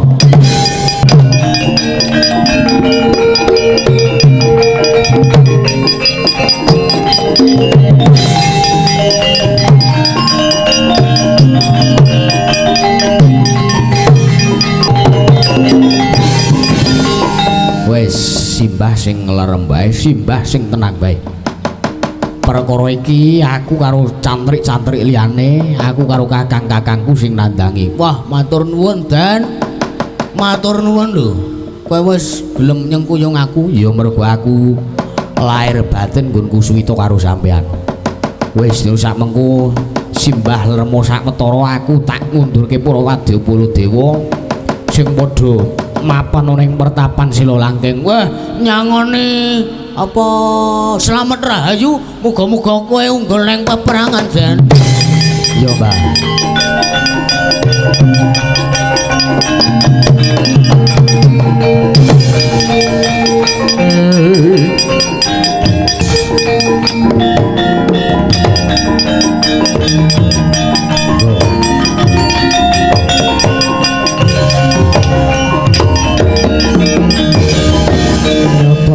saking gudha sakuru kula ya namo dosa sang Sri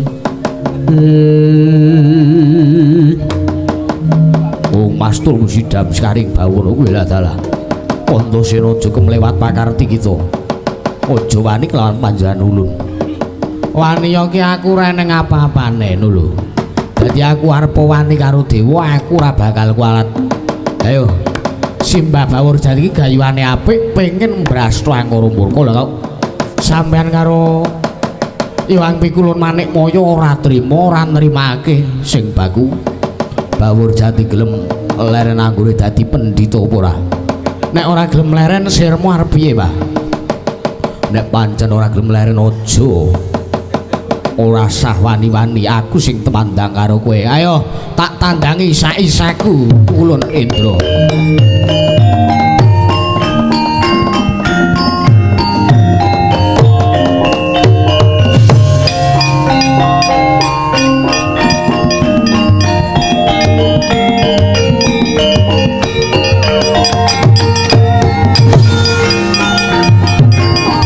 Jaluk pangapura lho.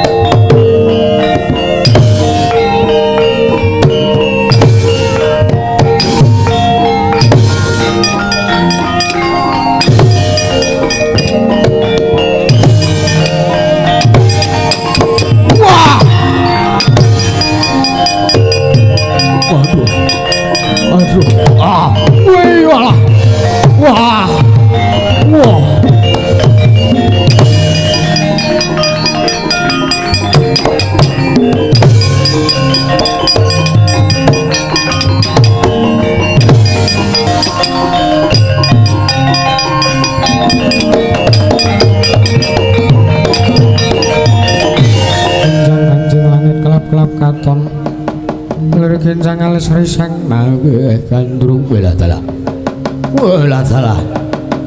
pakar dina Antasena kang kaya mangkono ulun ora nrepake ya tampan ana genine Bathara Brahma sasat isa nadahe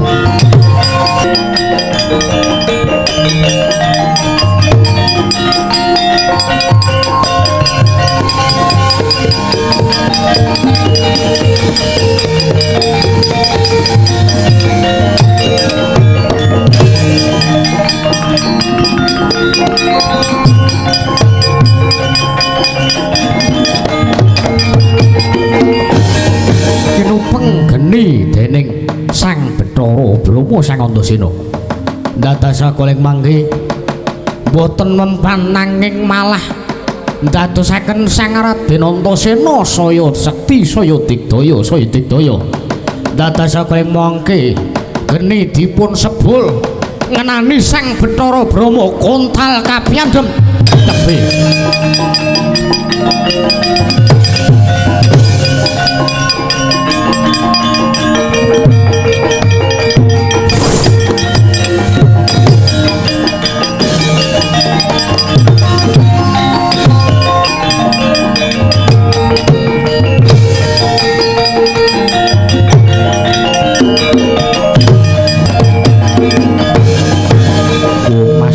Sidam Sekaring Bawono kemlewat kang dadi pakarti candrik-candrik kita emen pun kula saiki Surarep tata krama samban kula saiki lungguh dhuwur wila dalah Bawur Jati non kita gelem leren anggon kita dadi pendhita apa ora wala dalah kulon purun leren nak apa jenenge maksiat teng alam dunya iki mun ilang saniki sir sampean pripun nek pancen kita ora gelem leren kita bakal ulun pidana tak cemplungake ning kawah candra di muka tanpa pangapura selawase urip. Mang jajal ning ampun kaget lho Wiladala. Nek pancen kita ngeyel murgake tampanana guntur geni guntur angin, Mang tamaken nganti tumama kula nyembah karo sampean.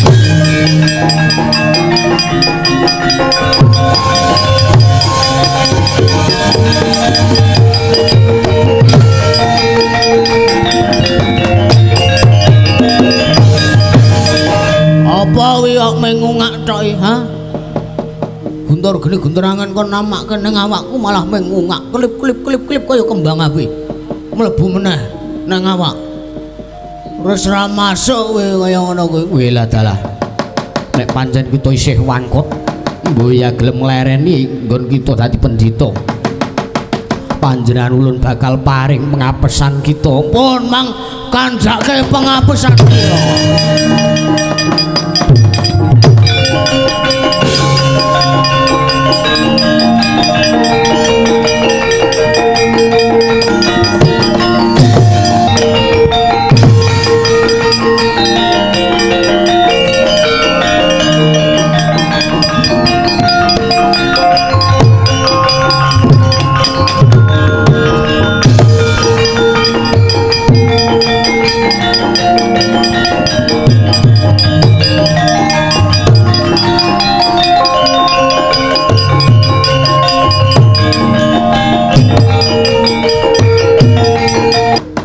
Apa kowe krasa karo daru sing ket mau kelap-kelep ning langit kae? Wah, aku ora weruh kaya apa. Lho kusik. Ora pangling kae rak pukulun Bathara Guru to kae.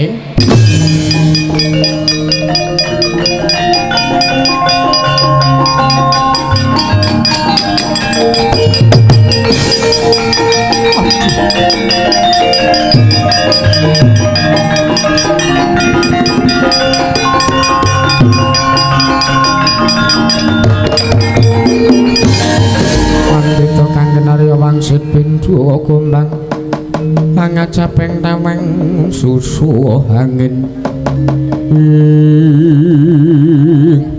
Sewu-sewu kalpatanipun ingkang ngabdi sadah wadana ulun. Iya. Kresna iya. Wah. Guru akehku aku aturake basaku aturo. Jaya Werkudara ulun tampa. Iya. Pangestu ulun tampanana. Iya. Tak gegem dadekake jimat. Ulun kula ngaturaken sembah sumungkeming pangabekti kula kunjuk. Yaya Arjuna ulun tampa pangestu ulun tampanana kula pundi nggo jimat. Manek maya saka ngendi? Wiladalah Kakang Semar nuninggi. Wonten menapa kula kok mlajar saking ketebian? Saking ngantariksa dugi mriki wonten wigatos menapa? Mas Trama Sidhem. Kresna wonten dawuh. Distun temen ing atas ulun iki dewaning para dewa teka keplayu saka kayiwangan. Mergo disababake saka pakartine Panakawan kita sing wis wani nerak pacak nerajang perbatang. Lho, sinten Panakawan kula? Kita bakal ngerti dhewe yen lamun ulun kanthi menyang pertapan Sela Langking. Wiladalah. Mang tumeli sak mangke monggo kula dherekaken. Iya. Ulun kanthi mrana Kresna.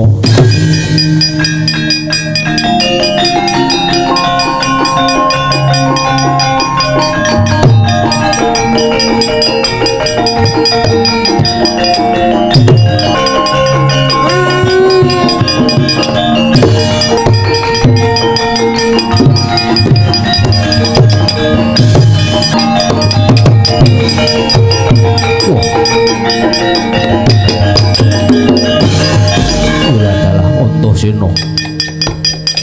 Lek aku ki wis seswaning Eyang Bawurjati. Aku ki cantrik ana ing pertapan Sela Langking. Wiladalah. Ayo minggira. Endi Begawan Bawurjati sing wis wani gawe guru-guru ing kayiwangan nganti wang pikulun Bathara Guru. Medhun ana ing jagat nanjihake karo Koko Prabu Kresna. Wiladalah. Saiki ngene wae. Sampean tak jak ning mertapan, mengko nek sampean ngerti mengko rak kaget, aku ora butuh katranganmu sing gumathok. Ayo. Sing penting saiki ndi Bawor Jati. Kon leren anggone dadi pendhita. Walah dalah. Ora kena disenggara macan kowe lek. Aduh. Wah. Ayo.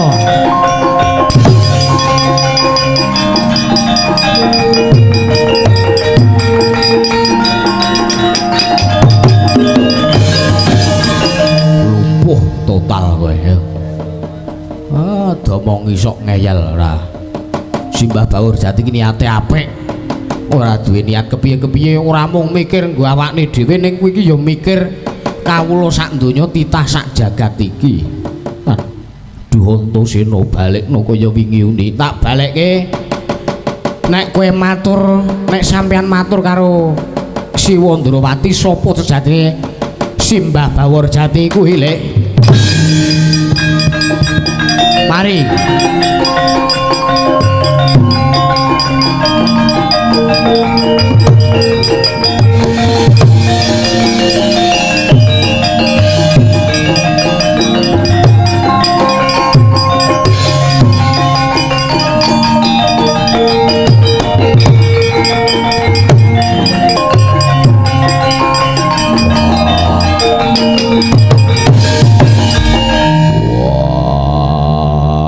Bambung arep ngopo? Wah, cah edan ya arep ngopo? Wah, edan. Bapakne diedan-edanke. Kowe yo bambung-bambungke anakmu. Padake ora lara ati ngono kuwi, ngono kowe apa piye? Iki ya ngono wong tuwa ora ngerti apa-apa. Ha. Sing isane mung mundi dawuh karo pukulan Bathara Guru. Sing isane mung nglakokke sing dadi dawuh waton enek bayarane. Ra yo ngono to? Wah, aja ngawu gawar ngawur. Ayo ndi gurumu sing aran Bawor Jati kon tekan kene. Janji ora gelem leren anggone dadi pendhita. Geceke ndase, geceken ndasku nyo. Wah, edian. Wah. Wah. Niku.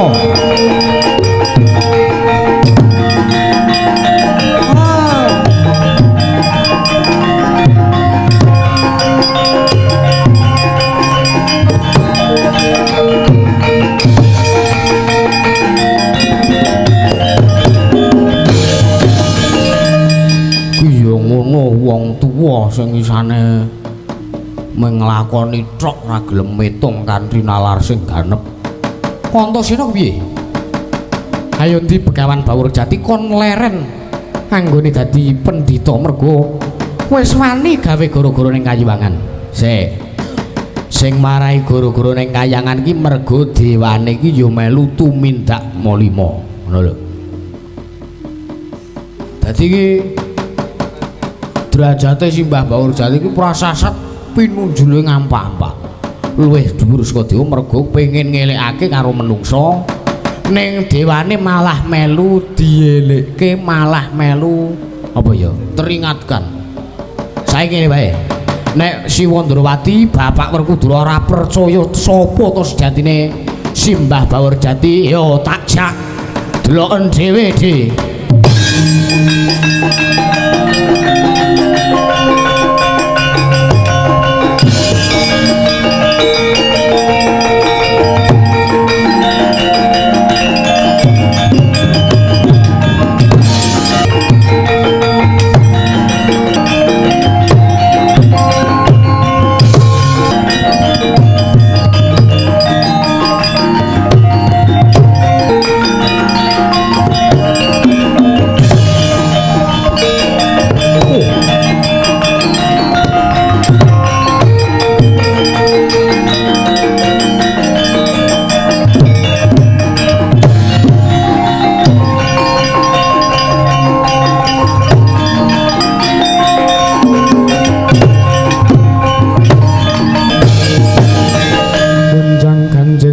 Kelap-kelap ler kencang alas risang mawe gandrung Lah tenan matur karo para Pandhawa iki sing teka ngrene Nata Ndrawati. Ndrawati, Nata Ndrawati. Apa-apamu kowe Prabu Kresna? Lho ora basa karo aku. Basa apa? Kowe kecilik tak mong. Kowe kecilik dimong karo bapak, dimong karo kakang-kakangku. Saiki ora ngelingi kowe meng bangun miturut sing dadi dawuhe pukulun manik maya kowe parat.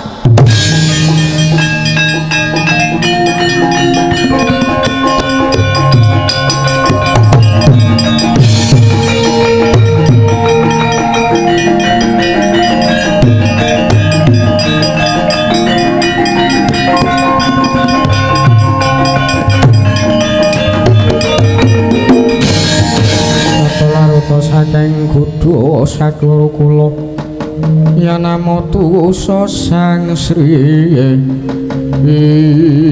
Lah iki cepu. lho kita gelem leren apa ora nggon kita dadi pendhita Ora bakal leren. yen pancen kita mboya gelem leren aja takon dosa kita bakal ulun pidana Mang pidana nek nganti kula teka apa lho.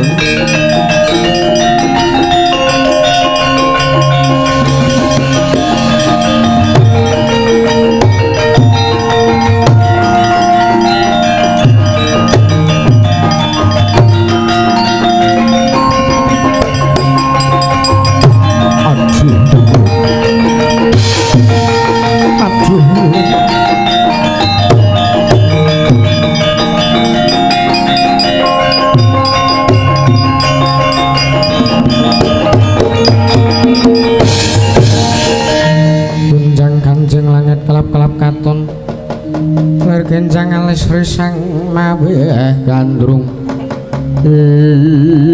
aduh ulun nyuwun pangapunten kula sampun duduh ngalepatan Mas Tunama sidam sekaring bawana manik moyo wonten dawuh pancen wis keladuk pakarti kita ming merga titah kita ingkang jeneng Bagong iki ming dadi pendhita teko kita mboya narimakake. Aduh kula nyuwun pangapunten Ulun. Aduh kula nyuwun pangapunten Ulun. Iya manik moyo ulun maringi pangapura nanging aja pati-pati kita mbaleni apa sing dadi gegayuhane titah kita. Mergo sayekti gara-gara sing tumanduk ana ing kayiwangan mono ulun ingkang gawe, ulun ingkang pancen nyoba kelawan jeneng kita. Aduh sewu-sewu kalapatanipun ingkang abdi nyuwun pangapunten Ulun. Gur njaluk ngapura wae kowe ha. Wedi karo aku saiki nyembah karo aku. Bagong. Sae Iki panjenengan ulun. sapa iki ya? Weh.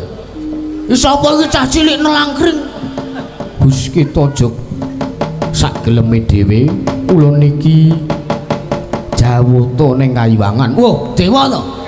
Iya, Wah, bekti kula kunjuk Ulun sinten jenengan? ulun Sang Hyang Menang. Bekti kula kunjuk Ulun menang ngira den ucapno dosa maning Sang Nata.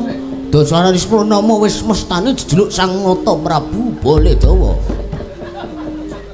Mas Tunama sidam kita aja kaya mangkono. Aduh nyuwun pangapunten Ulun. Ingkang abdi pun bawur jati sayekti namung badhe caos pepenget dumateng sedaya titah sak jagat supados mboten sami kalimput wonten ing hawa angkara Candala. Iya. Manik moyo kula wonten dawuh ulun. Gandeng pakarti kita ingkang kaya mangkono, dunu sak mengko kita kundura makayangan, kita bali ning kayiwangan. Kita ngresiki Karang Kawidodaren. Ping 7 arepa wis resik, kita kudu ngresiki meneh. Aduh, nyuwun pamit kula.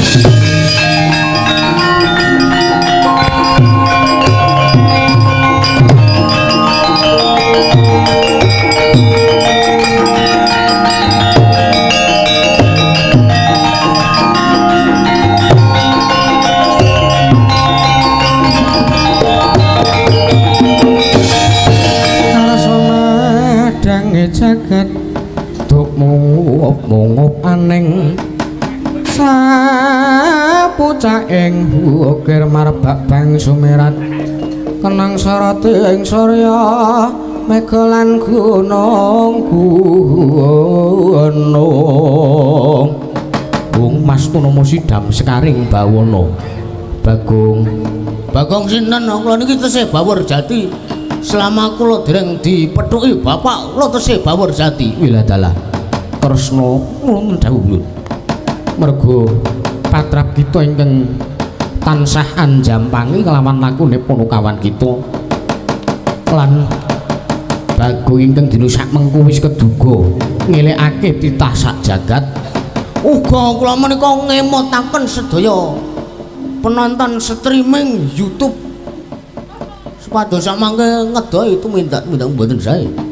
Ingkang mangke ujungipun nek mun ngedohi saged ngedohi tumindak mboten prayoga niku ujung-ujungipun mangke bakal pinanggih sasedayanipun. Iya.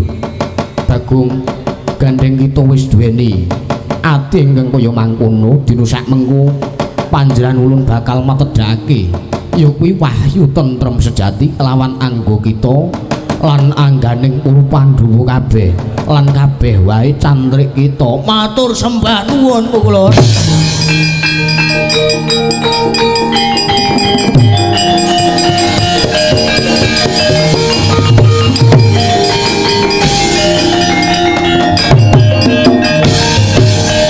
Kanjeng langit kelap-kelap katon lir kencang alis sang mawi gandrung Kresna wonten dawuh ulun gandeng kabeh wis paripurna ulun nedya kundur makayangan. Oh inggih kula ingkang nderekaken Jengkar Paduka Kanjeng Ulun Sang Hyang Menang. Wah menang kakekku nderekke sing dadi lakumu kundurane kayangan untarantir bawana setiti ngati-ati. Aku sing ndereke jengkare Iwang Pikulun Bathara Wenang. Muga-muga selamat sampai tujuan. Sampeyan ki ngomong to, ha? Wis rampung iki. Sang Hyang Menang pun kepareng medal saking angga kula. Ulun kundur makayangan nderekaken Jengkar Paduka.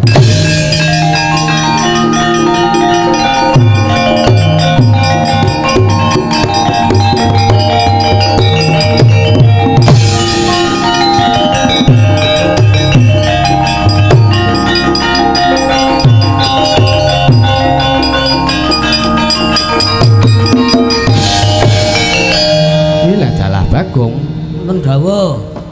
kuwi kowe oleh kresek kaya ngono kuwi saka ngendi? Niki nyaut memeyane tangga kula. Lha dalah. Wong tanggamu ki yo kresek kok dipepe. Niku mau mambu amis-amis. Dirae gadah iwak. Ora neka-neka iki. Kula nyuwun pangapunten lho sinuwun. Yo sesuk nek aja kaya ngono lho. Kowe uga kudu njaluk pangapura karo bapakmu karo kakang-kakangmu mergo kuwi uga melu ngrasakake saka patrapmu kuwi. Nggih nyuwun pangapunten. Wah, trembelan.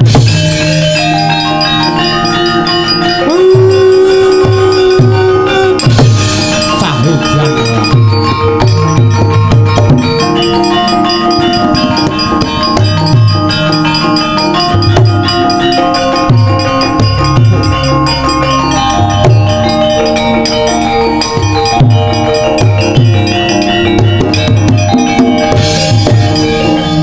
Iki pengapus aku.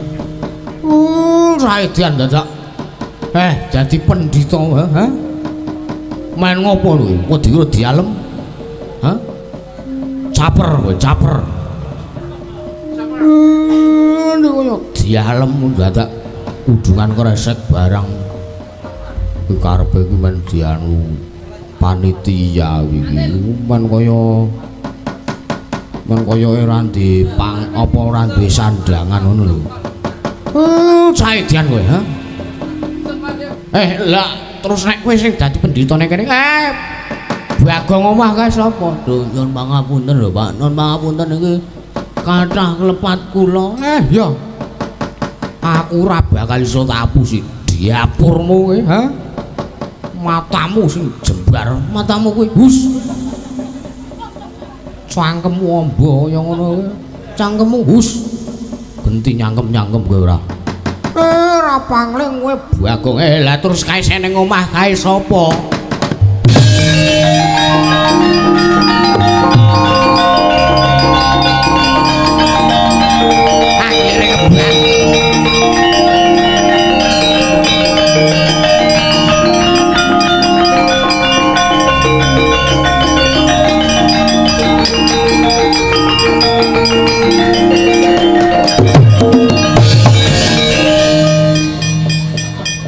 Iki sapa? Iki sapa? Kinem. Sapa jenengmu? Aku ki Mega. Badar saiki lakone wis rampung. Nggih Mas, ngestake dawuh.